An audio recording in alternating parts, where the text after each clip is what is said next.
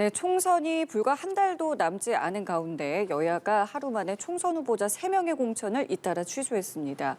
치열한 판세에 총선 위기감이 작용한 것으로 보입니다. 네, 한편 이런 가운데 여야 대표 오늘 각각 호남과 영남을 찾는데요. 관련 내용 포함한 정치권 이슈들 정혁진 변호사, 김수민 시사평론가와 함께 짚어보겠습니다. 두 분 어서 오십시오. 안녕하십니까. 예, 오늘 이 내용부터 좀 짚어볼게요. 저희가 앞서 말씀드린 것처럼 지금 총선 후보자들의 공천이 좀 취소되고 있는 상황입니다. 굉장히 좀 빠르게 진행되고 있는데 먼저 국민의힘의 도태우 변호사 같은 경우에는 5.18 폄훼 발언 논란이 있었죠. 어젯밤에 공천이 취소됐습니다. 이 내용 어떻게 보셨습니까? 네, 진작에 취소됐었어야 되는 게 아닌가 싶습니다. 도태우 변호사 본인이 북한군 개입설을 주장한 적이 없다라고 주장을 했는데 북한군은 아니었지만 북한 개입설을 주장한 것은 틀림없는 사실이었던 거거든요. 그리고 이런 부분이 사실 지금 한동훈 위원장 광주로 가기 전에 결정이 됐는데 이거는 지역 문제를 넘어선 것이고 사실 대구 시민들에 대한 모욕이기도 합니다. 대구 시민들이 도태우 변호사 이런 발언을 했다라는 것을 어느 정도 알고 경선을 치렀다면 과연 선출이 됐을지 의문이고 과거에 자유한국당에서 5.18 폄훼 발언을 했을 때 대구시장이었던 권영진 당시 시장이 사과를 한 적이 있었어요. 저는 그것이 대구 지역의 평균 수준이다라고 보는 거거든요. 근데 도태우 변호사 같은 분이 공천이 돼버리면 이건 대구 시민들을 폄훼하는 그런 행동이라는 것도 같이 지적을 할 수밖에 없을 것 같습니다. 진작에 빠르게 취소를 했었어야 될 부분이고 그리고 지금 남아있는 게 대전 서구 갑에 출마한 조수현 후보예요. 이분은 4.3에 대한 폄훼 발언, 김일성이 지령을 내렸다. 4.3에 대해서 이게 자연 발생적인 골기의 부분과 남로당의 봉기가 된 것이 섞여 있는데 여기에 대해서는 논쟁적으로 할 수 있겠지만 김일성의 지령이라는 거는 이거는 역사적 사실을 완전히 왜곡한 거기 때문에 또 다른 문제가 발생했다. 이 부분도 국민의힘이 어떻게 처리하는지 지켜봐야 된다라고 저는 생각합니다. 여전히 지켜봐야 할 인물이 있다는 말씀이신데 또 돈봉투 수수 의혹이 있었던 정우택 의원 같은 경우도 취소가 됐어요. 이 부분은 좀 어떻게 보셨어요? 글쎄요, 정우택 의원 같은 경우에는 돈봉투 의혹이 있었지만 사실 무근이다 이런 식으로 이야기하지 않았습니까? 그래서 근거 없는 의혹을 계속 유포할 경우에 윤리위에 제소할 수도 있다 이런 식으로까지 이야기를 했었는데 그런데 오히려 정우택 의원에 대한 공천이 취소된 걸 보니까 의혹이 근거가 아주 없는 것은 아니지 않나 그런 생각을 할 수밖에 없을 것 같고요. 이런 부분들에 대해서는 더군다나 민주당 돈봉투 사건으로 20명이 연루되어 있느니 그런 이야기가 쭉 있었는데 거기에다가 송영길 전 대표 지금 구속되어 있지 않습니까? 그런 와중에 이제 그 국민의힘에서도 정우택 의원 같은 그러한 그 중진 의원이 돈봉투에 연루되어 있다라고 하는 의혹은 완전히 이제 깨끗하지 않은 이상은 어느 정도 문제가 충분히 될 수 있는 것이 아닌가 싶습니다. 그러니까 상당히 지금 신속하게 좀 진행이 되고 있는 거는 맞는 것 같은데 이제 그럼 여기에 이제 누구를 넣느냐 이제 이 부분도 상당히 관심이잖아요. 네네. 근데 지금 말씀하신 이 정우택 의원이 빠진 자리에는 경선 상대였던 인물이 아니라 이제 서승우 전 대통령실 비서관을 전략 공천한다고 합니다. 이 부분은 그럼 어떻게 좀 보고 계세요? 글쎄요, 그 부분은 당에서 이제 전략적으로 생각을 했었던 것 같은데 첫 번째로 윤갑근 후보 같은 경우에는 검사 출신이잖아요. 그러니까 검찰 출신을 공천한다는 것에 대해서 조금 영향이 있는 것이 아닌가 그런 생각을 했을 수도 있겠다는 생각이 들고 그다음에 서승우 전 비서관 같은 경우에는 원래 이제 행정고시 출신으로 쭉 충청북도 부지사도 하고 이런 행정에 밝고 지역에 있어서는 더 적합한 후보라고 생각을 해서 공천하지 않았을까 그렇게 추측이 됩니다. 예, 요 내용은 좀 어떻게 보셨어요? 네, 일단 이런 경우에 무조건 2위 후보를 해야 된다라는 법은 없다고 볼 수 있겠죠. 그리고 윤곽근 후보가 만약에 지역구 경쟁력이 상당히 있다라고 판정이 당내에서 됐다면 윤곽근 후보로 승계를 하는 것도 충분히 해볼 수 있는 건데 그런 것은 아니었다면 다른 여지는 또 열려 있었던 측면이 있겠습니다. 다만 다른 지역구의 공천 경선에서 탈락을 한 사람이 이동을 해서 오는 거에 대해서는 이건 분명히 지역구 주민들 사이에서는 좀 안 좋은 평가가 나올 수밖에 없을 거예요. 그래서는 안 된다, 무조건 안 된다는 뜻은 아니겠지만 이거는 이제 결국에 이런 소위 정무적 판단에 대해서는 국민의힘 스스로가 책임을 져야 될 것이다. 예, 그래서 결국에는 선거 결과로 말을 하는 것이겠죠. 네, 그렇게 생각을 합니다. 예, 어쨌든 이러한 상황에 여당이 발빠르게 진화에 나서긴 했는데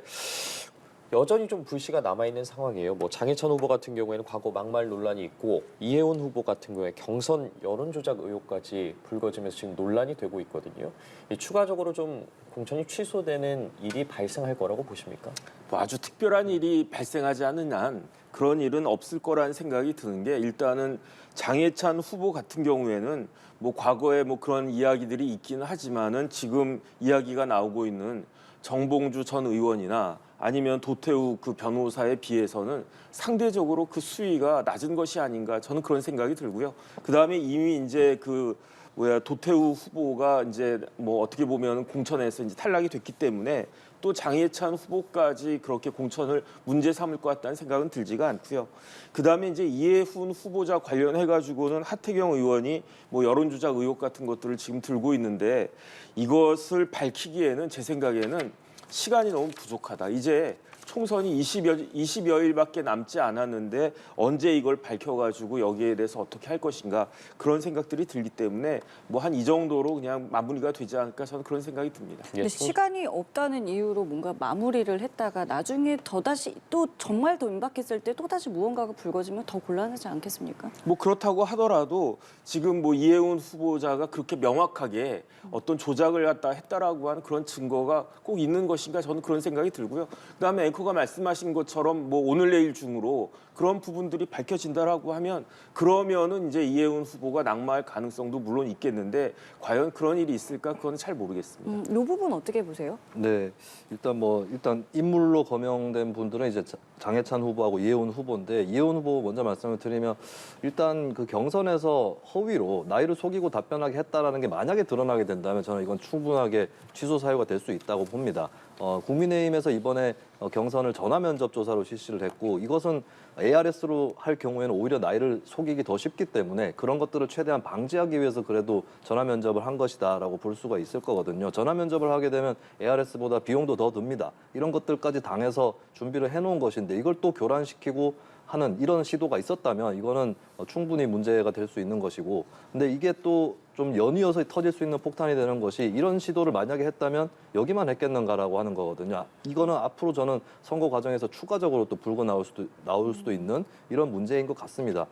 그래서 일단 이거는 사실관계에 따라서 충분히 이제 뭐 판단이 달라질 수 있는 그런 부분인 것 같고요. 장해찬 후보 같은 경우는 방금 정 변호사님도 말씀하셨지만 이게 좀 어떻게 보면 장 후보가 운이 좋은 것 같아요. 왜냐하면 정도가 더 심한 발언들, 다른 사람들의 옛날 전력들이 튀어나와서 거기에 비해서는 좀 약해 보이지 않는가 이런 평가도 있을 수는 있다고 보여지는데 근데 이제 장 후보 같은 경우는 좀 부담은 너무 여러 건이 계속해서 터져나오고 있고 마치 뭐가 발굴돼서 나오듯이 그리고 이제 이런 거예요. 이게 뭐 공천이 취소되지는 않더라도 좀 앞으로 정치를 하시는데 부담이 되는 거는 시민들을 폄훼하는 발언들이 너무 많이 나왔어요. 물론 2012년, 2015년 이렇게 좀 오래전의 일이라고 볼 수도 있겠지만 어떤 뭐 정치 세력이라든지 특정한 어떤 집단이라든지 이쪽에 뭐 권력을 갖고 있는 사람이라든지 이쪽에 대한 공격을 하다가 독설을 하고 혹은 선을 넘거나 하는 그런 경우도 아니고 이제 일반 시민에 대한 비하 이런 것들이 나온 것들 이런 부분은 굉장히 크게 또 선거를 치르는 데 있어서 부담이 될 것이고 본인이 이거를 선거를 하는 과정에서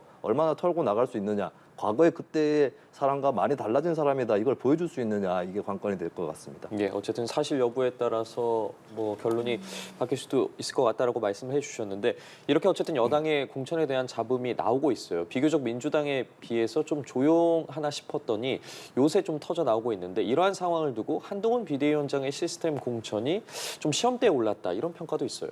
네, 사실 한간에서는 경선을 통과한 사람한테 공천을 줘놓고 다시 박탈하는 것은 말이 안 된다. 뭐 홍준표 대구시장을 포함해서 그런 말을 주장을 하는 사람들이 있는데 사실 공천은 냉정하게 얘기해서 경선으로 다 끝나는 게 아닙니다. 경선 결과가 끝나더라도 결국 도장을 당 대표가 찍어줘서 공천을 하는 것이기 때문에 경선도 거기에 어떤 참고 자료인 것이죠. 냉정하게 보면 아니다 싶으면 즉각적으로 물려야 된다라고 하는 이런 것들이 정부적 판단에 필요한 부분이고 사실 이런 후보자들이 경선이 끝나고 나서 뒤늦게 불거져 나오는 것도 부담이겠지만 이런 후보자들이 나왔을 때 빠르게 조처를 하는지 못하는지 이것이 이제 당 대표자의 정무적인 능력을 보여주는 거죠. 이게 본격적인 시험대가 시작이 된 거다라고 하는 거고, 그리고 어떻게 보면 최근에 여론들을 보면 각 당에 있었던 공천 자금들이 어느 정도 수습이 되나 싶었어요. 그런 흐름이 있지만 분명하게 또 말씀드릴 수 있는 건 공천에서 탈락한 사람들에 대해서 이건 좀 부당한 탈락이다라고 판단을 했더라도 국민들은 이제 추가적으로 그럼 누구를 공천했는지 이 문제를 보게 되는데, 그 잡음을 거쳐서 공천을 해놨던 인물들이 이렇다라고 하는 그런 실망감이 번지게 되면 당연히 선거에서는 패배할 수밖에 없겠죠. 예. 자, 어쨌든 이렇게 공천 잡음이 계속되고 있는 상황에서 한동훈 비대위원장의 시스템 공천에 또 오점이 남을 수 있는 상황들을 더 이상 만들지 않는 게 국민의 입장에서도 좀 중요 과제로 보이거든요. 네, 뭐 잡음이 없었으면 더 좋았겠죠. 하지만은 한동훈 비대위원장이 정치 경험도 사실은 뭐 굉장히 없는 편이고, 그다음 이제 본인이 스스로 이야기하다시피 지금 국민의힘에도 아는 사람들이 뭐 별로 없었다, 그런 이야기 하지 않았습니까? 그리고 조금 전에 이제 말씀하신 것처럼 김수민 평론가가 말씀하신 것처럼 민주당에 비해서는 상대적으로 굉장히 조용했고 무난했다, 저는 그런 생각이 들고요. 그다음 중요한 거는 어찌됐든지 간에 이런 뭐 잡음 같은 것들이 드러났으니까 이런 문제를 어떻게 수습하느냐가 관건일 것 같은데, 지금 공천이 취소가 된 사람이 김연아 전 의원, 정우택 의원, 그다음 이제 도태우 변호사 뭐 이런 분들 아니겠습니까? 그런데 김연아 전 의원이나 정우택 그 의원 관련해 가지고는 이미 이제 다른 사람으로 대체가 됐고, 도태우 변호사 관련해서 누구를 또 그 자리에 공천할지 그건 한번 지켜볼 만한 것이 아닌가 싶습니다. 예, 민주당에서도 어제 저녁 늦게 정봉주 전 의원의 공천을 취소했습니다. 사실은 이게 하루 전만 해도 바꾸지 않을 것 같은 그런 기류였는데 어제 저녁 늦게 결정이 됐거든요. 좀 입장이 달라진 배경 어떻게 좀 보고 계세요? 이거는 바꿀 수밖에 없는 거 아니었겠습니까? 정봉주 전 의원의 이야기는 막말의 수준을 넘어서 도를 넘어도 한참 넘은 거 아니겠습니까? 우리나라를 지키기 위해서 젊은 청년이 군에 갔다가 지뢰를 밟아가지고 장애인이 됐는데 어떻게 그 이야기에 대해서 조롱을 갖다 할 수 있는 것인가. 발목 지뢰를 잡았잖아요. 그런데 정봉주 의원이 병풍을 뭘 내놓는다고 그랬습니까? 목발을 내놓는다고 그랬잖아요. 발목을 갖다가 거꾸로 이야기하면 그게 목발이 되는 겁니다. 그러니까 이런 부분들이 지금 같은 총선을 앞두고 있는 상황에서 굉장히 안 좋은 그 영향을 미칠 수밖에 없다. 거기에다가 정봉주 의원이 실질적으로 거짓을 이야기한 거 아니겠습니까? 그러면서 내가 사과는 뭐 이종명 의원한테 한 것이었다라는 식으로 이야기를 하지만 이종명 의원이 그렇게 다친 거는 한참 전이었고요. 그 정봉주 의원이 이야기한 건 2017년이었는데 그 하주원 중사나 아니면 김정원 그 상사나 이런 분들이 다친 거는 불과 2년 전이었어요. 그다음에 그때 목함 지뢰 가지고 얼마나 많이 이렇게 사람들이 그 충격을 받고 그러지 않았습니까? 그때 지뢰에 밟아가지고 이렇게 뻥 터지는 영상까지 전 국민들이 다 봤었다고요. 그런데 이런 식으로 거짓말 갖다가 한다. 여기에 대해서는 진짜로 민주당에서는 할 말이 없지 않은가 하는 생각이 듭니다. 네, 어떤 것 때문에 갑자기 좀 기류가 바뀌었다고 보세요? 일단 뭐 방금도 얘기가 나왔지만 본인이 처음에 해명했었던 게 해당 그 용사들에게 사과를 했었다라고 했는데 전혀 그런 사과는 없었다는 점. 그러니까 사과를 했다는 사실이 거짓이라는 게 굉장히 결정타였다고 보여지고, 그리고 민주당에서 처음에는 오래전의 일이었다라는 식으로 두둔을 했는데, 그렇게 치면 이제 2017년의 발언이거든요. 그러면 아까 얘기 나왔던 장해찬 후보 같은 경우는 2012년, 15년인데 다른 당의 문제까지 자동으로 털어주는 그런 것도 이제 어떻게 보면 자가당착이었다는 거죠. 그리고 어제 이제 이게 보도가 됐었던 사안인데, 우리가 보통 선거 때 후보자의 전과를 접할 때는 벌금 100만 원 이상의 형이 선관위 홈페이지나 선거 공보물로 공개가 됩니다. 근데 이제 한 언론사에서 100만 원 미만의 형들 이런 것들을 이제 조사를 해보니까 정봉주 후보가 과거에 한 2001년에 배우자를 폭행한 사실이 또 보도가 됐거든요. 이런 것까지 다 감당할 수 있을 거냐. 저는 민주당 역시도 이 공천 취소가 조금 늦었다고 보여지는데, 특히 어제 불거져 나왔던 그런 흐름들, 이걸 봤을 때는 더 이상 버틸 수 없는 그런 수준이 되지 않았나 이렇게 보여집니다. 예. 어쨌든 정봉주 전 의원의 공천이 취소되면서 그렇다면 이제 결선에서 경쟁을 했던 박용진 의원이 승계할 것인가에 대한 부분에 대해서 관심이 모아지는데 네네. 어떻게 될 거라고 보세요? 제가 봤을 때는 왜 이렇게 민주당은 쉬운 일을 어렵게 풀려고 하는지 모르겠다, 그런 생각이 드는 거고요. 그다음에 이제 만약에 박용진 의원이 하위 10% 해가지고 30% 감산되지 않았다라고 하면 무난하게 박용진 의원이 공천받지 않겠습니까? 그 다음에 지난 총선에서도 박용진 의원이 거의 서울에서 그 거의 뭐 1, 2등 할 정도로 압도적으로 표를 갖다 많이 얻었던 걸로 알고 있는데, 그런데 박용진 의원이 도대체 무슨 일을 갖다 했길래 이렇게 눈밖에 났는지 전 잘 모르겠고요. 거기에다가 지난번에 이재명 대표가 박용진도 공천 걱정 없는 그런 정당을 만들겠다라고 했는데 그 이후에 박용진 의원이 무슨 뭐 안 좋은 일을 갖다가 했나 그건 잘 모르겠는데, 어찌됐든지 간에 많은 사람들이 뭐 여당 야당 포함해가지고 도대체 정봉주 전 의원의 그 대신으로 누가 공천될 것인지에 대해서 굉장히 많은 관심을 갖고 있다. 이 사실만은 민주당과 이재명 대표가 잘 명심하고 있어야 되는 것이 아닌가 싶습니다. 예, 지금 나오는 내용들을 보면 민주당 같은 경우에는 어쨌든 후보에게 문제가 생겨서 공천이 취소된 사고 지역구로 보고 좀 전략 네. 공천을 하겠다 이런 입장인 것 같고, 박용진 의원 같은 경우에는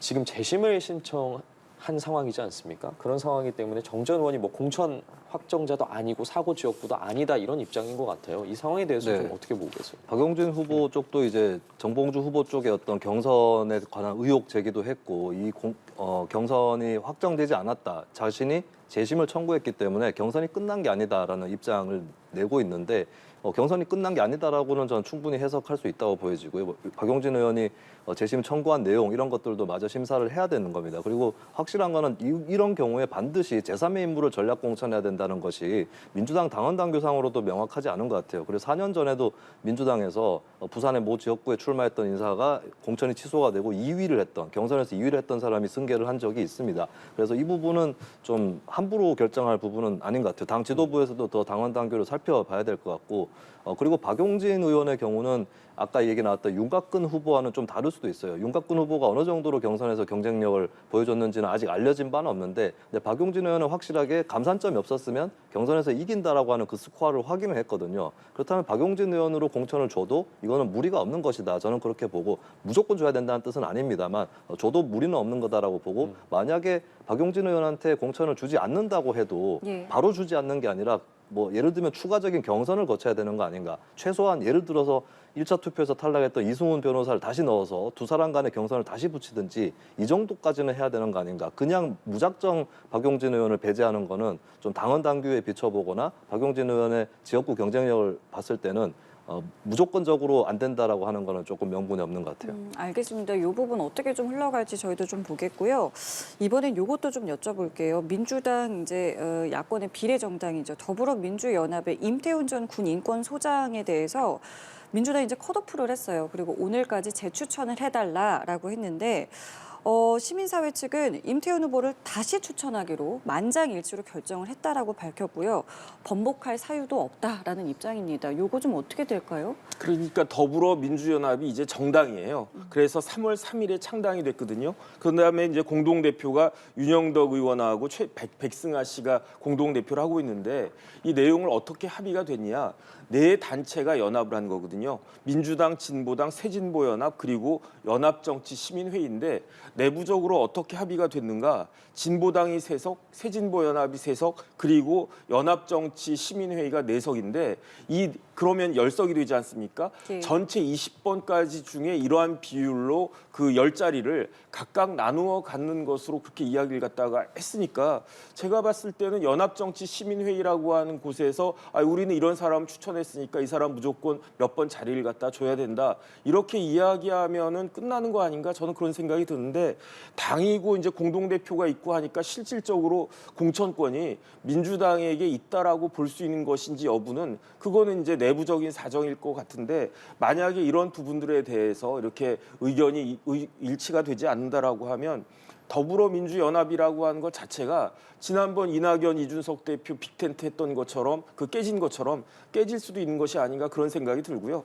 그다음에 저는 이게 의미가 없다라고 생각하는 게, 임태훈 씨가 몇 번을 받았냐면 20번 받았거든요. 그런데 지금과 같은 상황에서 더불어민주연합이 20번까지 그 의석이 갈 수가 있겠습니까? 뭐 10번 안팎으로 이제 끝나지 않을까, 그런 생각이 들기 때문에 오히려 뭐 이런 거 가지고 이렇게 싸울 일인가 하는 생각이 저는 듭니다. 이게 어떻게 보세요? 민주당은 네. 절대 안 된다는 입장인 거잖아요. 이게 그러니까 지분을 가진 사람이 힘이 셀 수밖에 없다는 게 드러나는 거죠. 연합정치시민회의가 만약에 독자적으로 비례대표 도전을 한다 했을 때 민주당 도움 없이 의원을 진출시킬 수 있느냐, 그게 아니라는 거죠. 이건 냉엄한 현실입니다. 그렇기 때문에 저는 민주당이 이거를 거부를 하면 시민사회라고 하는 이분들도 방법은 없는 것이다라고 보는 거고, 저는 이제 좀 지적을 하고 싶은 게 연합정치시민회의 이번에 결과적으로 4명 추천했다가 2명이 그 자진해서 철회를 하지 않았습니까? 예. 이런 부분들을 보면 사실 그 2명은 뭐 다른 이념적인 논란이 있었지만 그걸 처치하고, 제가 문제로 생각하는 거는 이 진보당으로 가서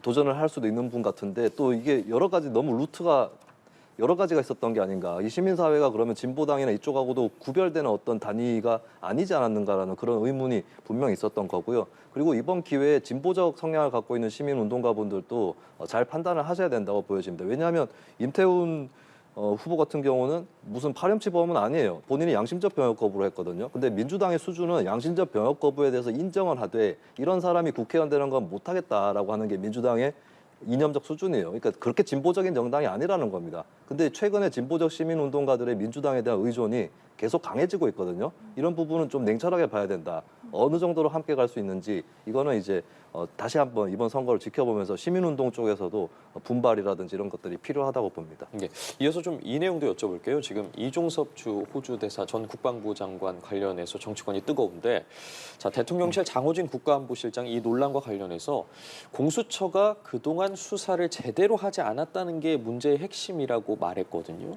이러한 네.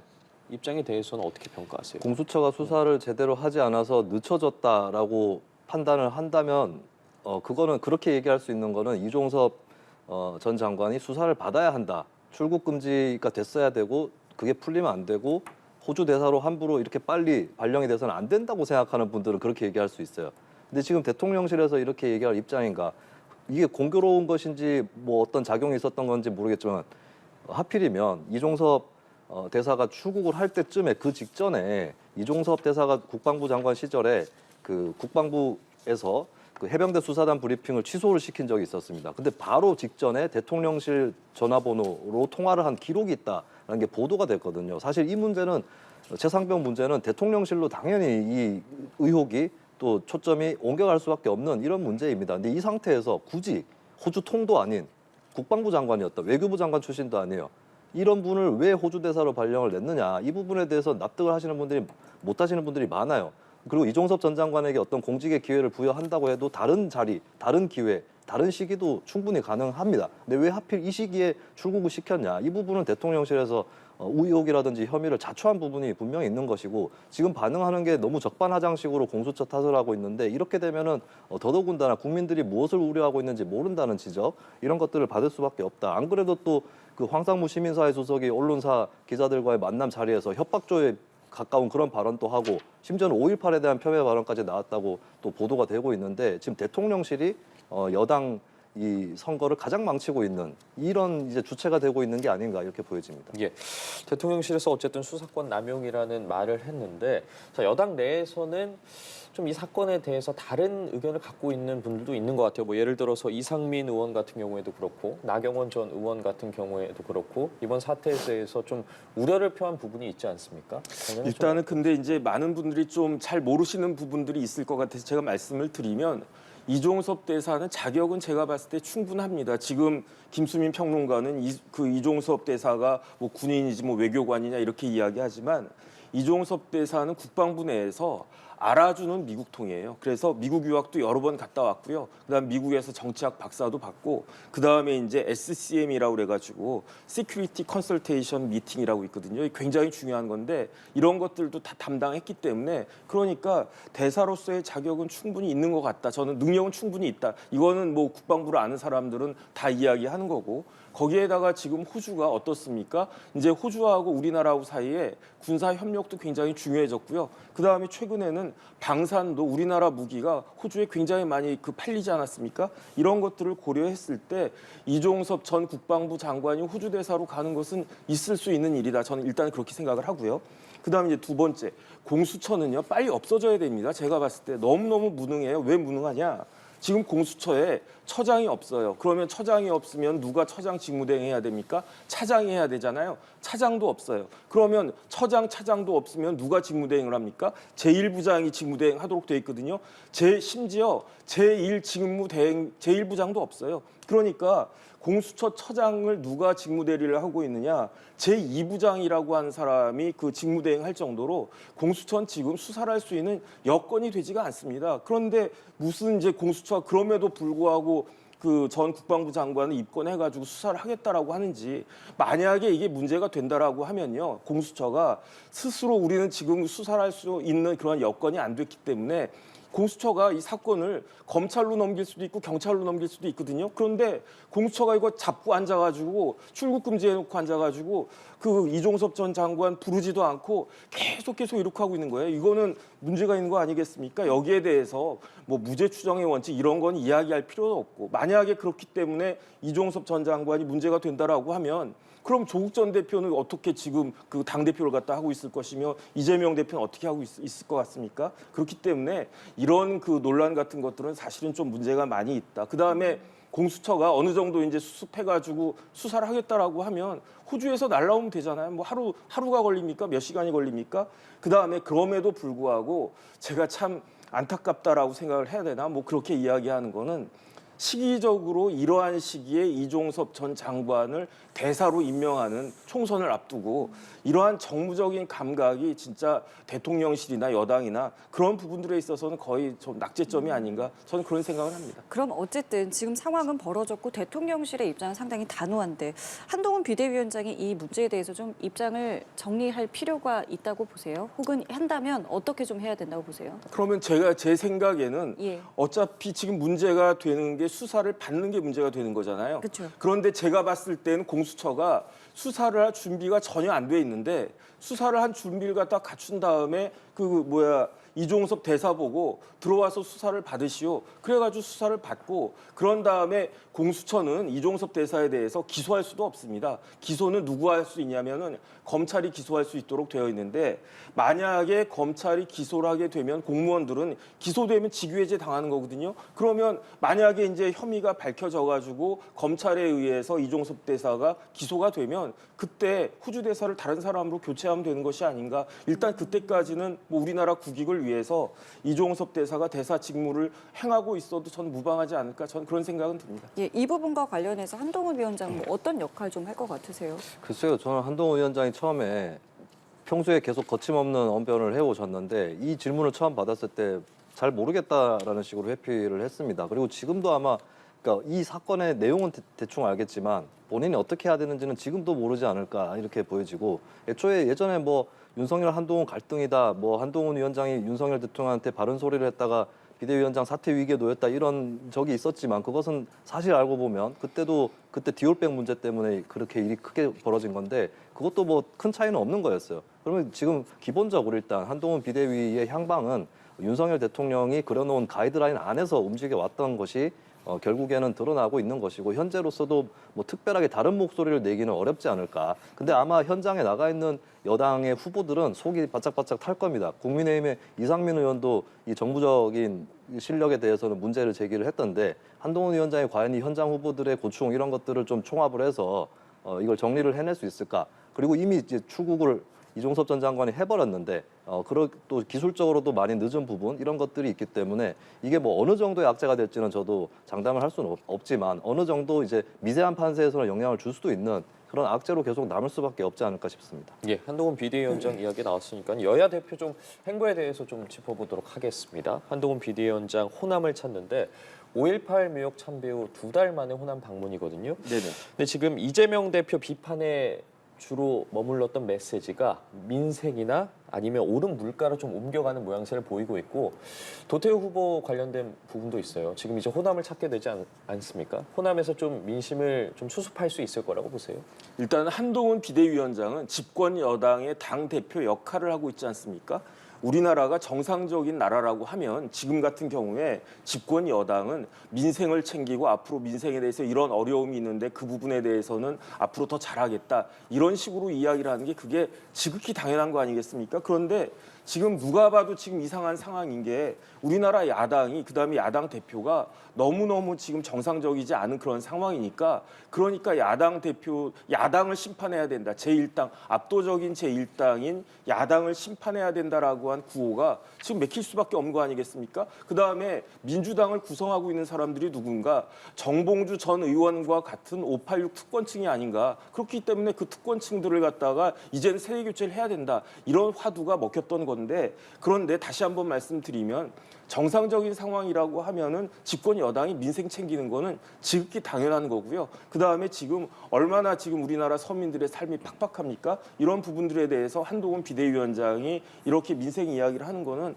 저는 뭐 당연하다라고 저는 그렇게 생각이 듭니다. 예. 반면 이재명 대표 같은 경우에는 피습 사건 이후 처음으로 부산과 울산을 찾습니다. 뭐 이 지역에서 엑스포 부산이나 뭐 가덕도 신공항 같은 지역 현안 문제 등 언급할 것으로 보이거든요. 어떤 메시지를 좀 주로 내놓을 거라고 보세요? 네, 가덕도 부분은 이제 사실 여야가 다 같이 하고 있는 부분이기는 한데 어쨌든 민주당도 예전부터 문재인 정부 때부터 또 많이 애를 썼기 때문에 이 부분은 당연히 강조를 할 것이고 부산 엑스포 문제도 또 후벼 파는 그런 것이 분명히 나올 겁니다. 이거는 정권에는 이제 악재였었기 때문에. 예. 근데 이제 또 뭐 한동훈 위원장이 광주에 가서 도태우 변호사 관련한 언급 이런 것들을 또 요구를 받게 될 테고 어떤 말을 내놓을지 관심이 모아지듯이 이재명 대표 역시도 뭐 부산 지역 문제를 떠나서 이 뭐 정봉주 후보 공천 문제라든지 여기에 대한 입장은 또 분명하게 내놔야 될 것 같고 한때는 이제 변호는 했지만 어쨌든 당 차원에서는 취소를 했거든요. 그렇다면은 두 가지가 필요한 거죠. 단호하게 이제 이런 경우는 이제 확인되는 대로 취소할 수 있다라고 하는 부분. 그리고 두 번째는 처음에 변호했던 부분에 대해서 그때는 이제 조금 경솔했다라든지 이런 부분도 인정하는 자세도 한편으로는 필요하지 않을까. 저는 이 두 여야 대표가 상대 탓을 하는 모습을 부산이나 광주에서는 적어도 보여주지 않았으면 좋겠어요. 그러면서 우리의 문제가 있었고 우리가 그것을 스스로 극복을 잘 하고자 한다. 그리고 죄송한 부분에 대해서는 죄송하다라고 기탄 없이 얘기하는 그런 태도를 보일 때 유권자들의 마음이 또 움직일 것이라고 생각합니다. 알겠습니다. 저희 오늘 두 분 말씀은 여기까지 함께하겠습니다. 지금까지 정혁진 변호사, 김수민 시사평론가였습니다. 두 분 감사합니다. 고맙습니다.